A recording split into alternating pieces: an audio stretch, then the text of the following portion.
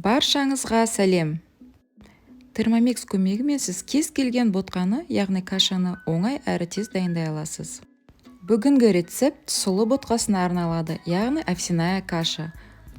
500 мл сүт, 75 грамм сұлы жармасы, яғни геркулес, 30 грамм қант, 15 минут 90 градус бірінші жылдамдыққа қоямыз.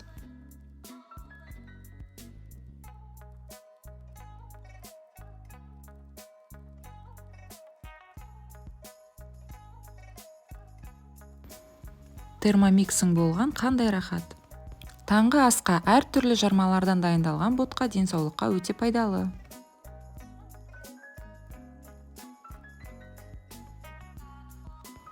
Ал термомикспен ботқа дайындау оңай әрі тез. Газдың қасында ұзақ тұрмайсыз. Термомикс 15-20 минутта бәрін дайындап береді, ал сіз басқа шаруаларыңызды жасай бересіз. Ас адамның арқауы демекші, таңғы асқа ботқа дайындаңыздар.